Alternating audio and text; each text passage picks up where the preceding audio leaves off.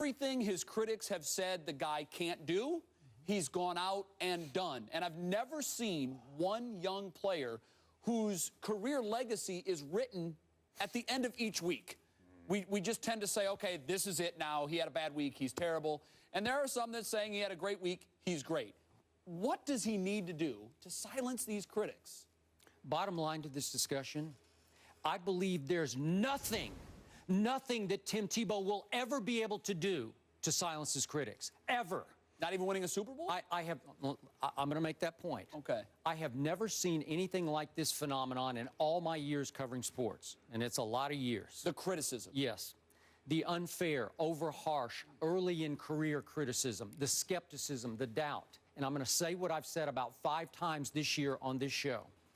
Even if Tim Tebow won this year's Super Bowl, and I'm not saying he will, I'm not predicting that, I'm just saying hypothetically, right, he could win this year's Super Bowl, and I would sit in this seat on the Monday after the Super Bowl, and 2 people, and 4, and 6, and 8 would come sit there and say, but he can't throw. I'm not convinced. Seriously. Yeah. He could maybe win next year's Super Bowl, and I'd hear, well, it's the defense, right? It's come on, it's the running game. It's McGahee who's the star of this.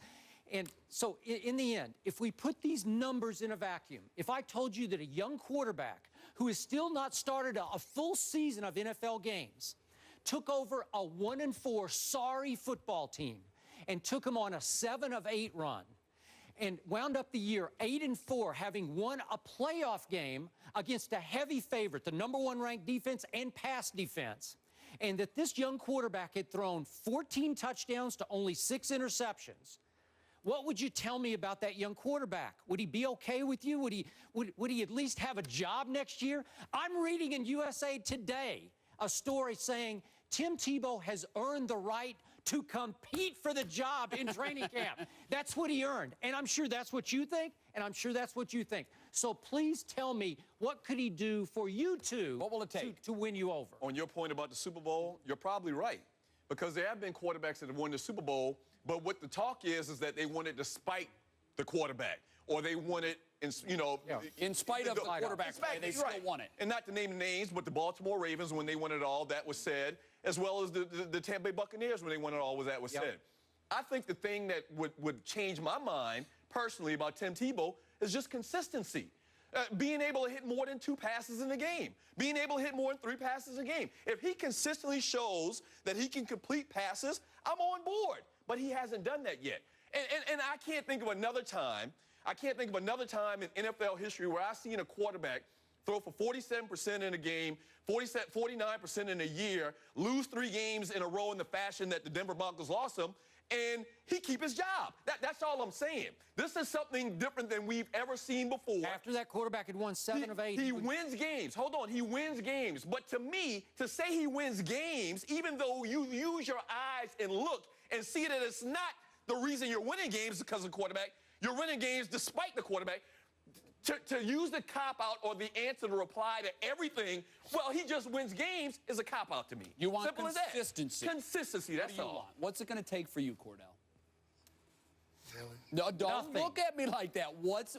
That's a nothing. Because, see, when you give us that look, you know what you're saying? I never will accept him because I don't want to accept him. No, I'm here I go. This style of quarterback, if you listen to Bob Ryan, this style of quarterback has never been accepted until they've proven themselves. And you should know. To be consistent in the National Football League and to be one that's a credible one for their teams. There's no exception for Tim Tebow. When you're completing 40% of your passes, 45 to 48% of your passes, Skip, there's been quarterbacks, including myself, that's completed 59% of their passes, and I've been told, you've got your chance, you need to go play another position, you should have stayed at wide receiver. What makes this different for Tim Tebow? You said he shattered the mold. The mold has been created, it's been cracked, it's been shattered a long time ago. The question becomes, where does Tim Tebow fit in that mold? What piece that's cracked and shattered all over the place? Where does he fit? Can't he change conventional thinking in the NFL? Because we've never seen a guy. But it'll never change. It'll never change. We've never quite seen a guy like that before. We've seen quarterbacks. This man right here was Tim Tebow times 10. We've seen sitting right to your right. He had a great run. Yes. He had a great run. And I've never gotten the respect, I would say, based on how we're critiquing Tim Tebow, that You're saying Tim Tebow's supposed to get? I was supposed to. Your wave, though, I remember, Kordell, your wave was once upon a time pretty high. You were a... Well, it was coming off of being Slash. I know it was, but being wide receiver, you had punter, gone from being kicker, that popular gimmick kind of guy. Yeah. You turned the corner and made the transition into being a successful quarterback in the league. And when people try to call me Slash, that's why I shied away, because I wanted to respect and it makes sense. being a quarterback.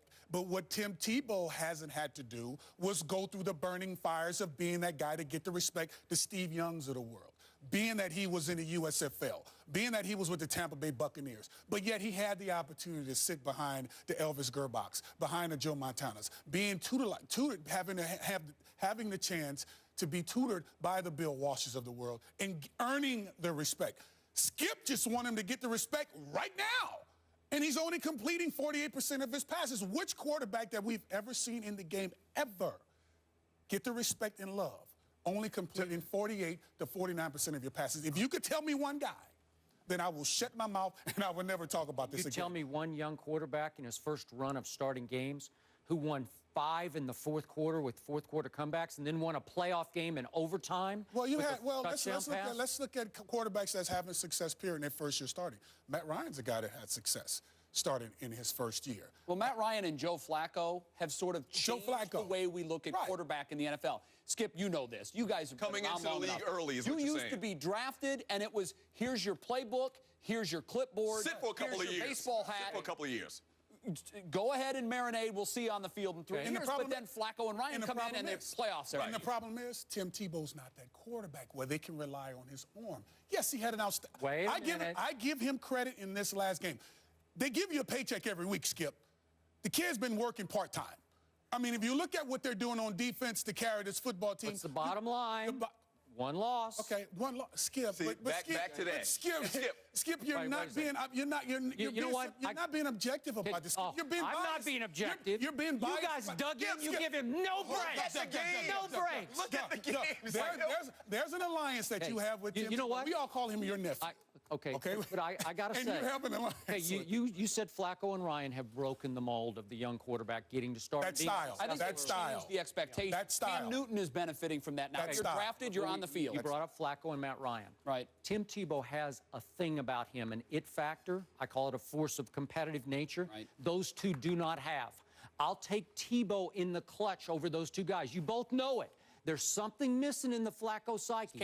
There's something missing in the Matt Ryan psyche. Yes, he does. Cam has it. Yes, he does. Yeah. But we give Cam breaks this year in his first year of starting, right? He threw 4 picks at Detroit. Did anybody say, bench him, he's a bust? Nobody said it. No, once again, use your eyes. Okay. If you watch Cam Newton can play. Okay, Troy Aikman went, what, 1-15 his rookie year? No one said Troy Aikman can't play quarterback. Wait, hold time out. I was there.